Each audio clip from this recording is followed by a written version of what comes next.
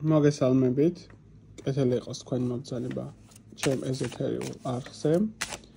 დღეს გვექნება საჯარო გაშლა სახელწოდებით მაქვს თუ არა მაგიური პოტენციალი და თუ მაქვს ის რა სახის არის. ენერგობალანსირებისთვის საჭირო არის რომ გააკეთოთ მოწონება კომენტარი, გამოიწეროთ ჩემი არხი.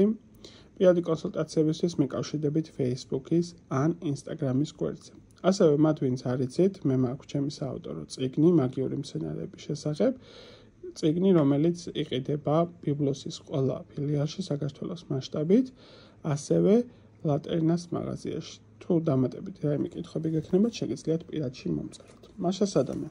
პირველი ვარიანტის წარმომადგენლებისთვის გაქვთ თუ არა მაგიური პოტენციალი და თუ არის რა სახის შეიძლება იყოს. მეორე ვარიანტი. მესამე ვარიანტი.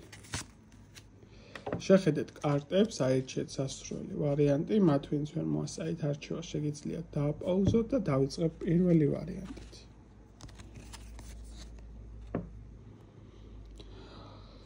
არსებულ ვარიანტების წარმომადგენლებისთვის გაქვთ თუ არა მაგიური პოტენციალი, აქ ვიტყოდი ესეთ რაღაცას, რომ არსებულ ადამიანებს უფრო მეტად აქვს კავშირი მიწის სტიქიასთან და ბუნების ენერგიებთან, ესე ვიტყოდი, ხო, მცენარეების საშუალების კუთხით.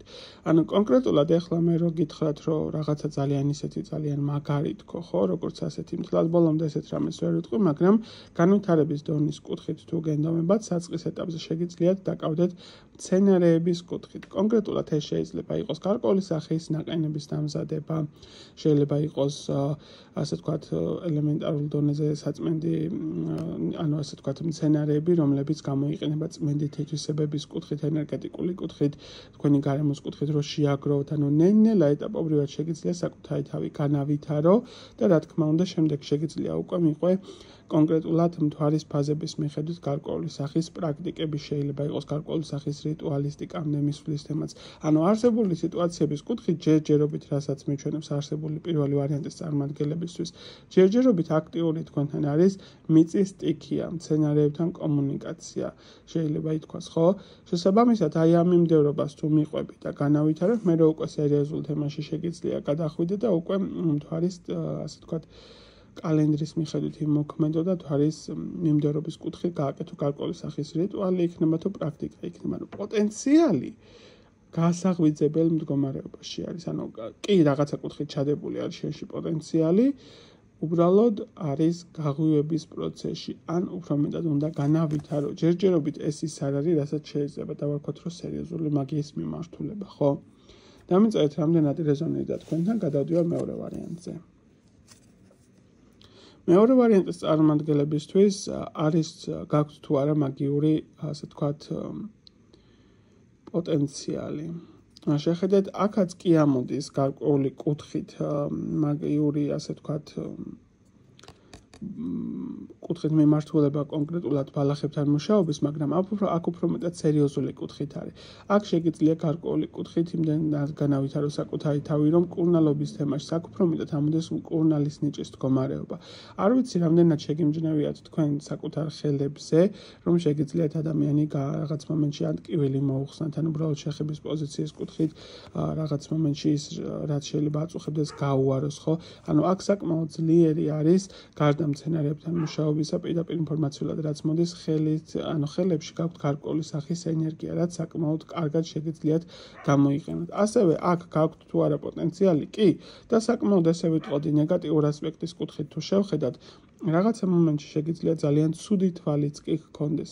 შეხედათ ვიღაცამ რაღაცაში გაგამწარა, რაღაცა არ მოგეწონა და პირდაპირ შეგიძლია რომ გათვალო პირდაპირ მნიშვნელობით, ან რაღაც უარყოფითი ენერგია გაუგზავნო პირდაპირ მნიშვნელობით. ანუ აქ კი პოტენციალი არის, მკურნალის პოტენციალი არის განსაკუთრებით ხელის თემებში ამოდის, შეგიძლია მცენარეების თემაც მიახმარო და ასევე რასაც მიჩვენებს სიტუაციური კუთხით, შეგიძლია კონკრეტულად იმუშაო, ასე ვთქვათ,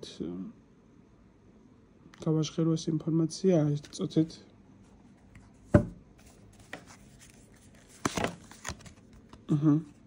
კი. შეგიძლია კონკრეტულად, ასე ვთქვათ, იმუშაო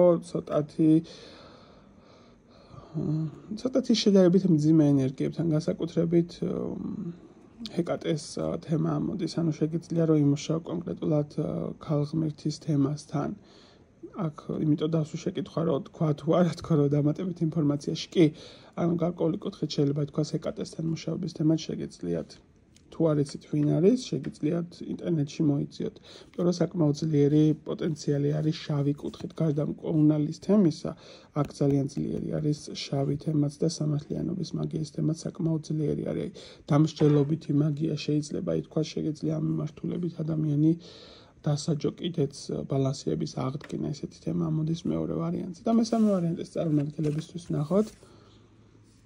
მესამე ვარიანტის წარმომადგენლებისთვის პირდაპირ ამოდის მუშაობა გზაჯავარედინთან და ამავდროულად მკურნალობა. ნახე, შენ შეგიძლია შავი ენერგიებით, ესე დავარქვათ, ხოლმე ენერგიებს ესე არ ვყოფ ზოგადად, მაგრამ გასაგები რომ იყოს გზაჯვარედინის თემით, შეგიძლია შენ რომ მოხსნა გარკვეული სახის პროგრამები ადამიანს, რაც შეიძლება ქონდეს ნეგატიური კუთხე, ეს იქნება ეგრეთ წოდებული ჯადო, თვალი, თუ ნებისმიერ სახის წყევლა თუ რაც იქნება განაკეთები და გაკეთებული, თითქოს დროთა განმავლობაში რომ განვითარებდები და უფრო მეტად რომ გაიზრდები და რა თქმა უნდა გარკვეული სახის ცოდნა შეიძენ, შენ შეგიძლია რომ იმუშაო კონკრეტულად აქ გზაჯვარედინის თემებზე. უბრალოდ ეს უნდა იყოს ძირითადად მკურნალის თემაში, მოხსნის თემებში და არადაზიანების კუთხით. მე უკვე შენ გადაწყვეტ რას როგორ გააკეთე, მაგრამ აქ ძირითადად ამოდის ძალაუფლების მიმართულება, ხო? ანუ შეგეძლება კონკრეტულ შავი ენერგიები დავარქვათ მაინც, ხო? უფრო გასაგები რომ იყოს შენთან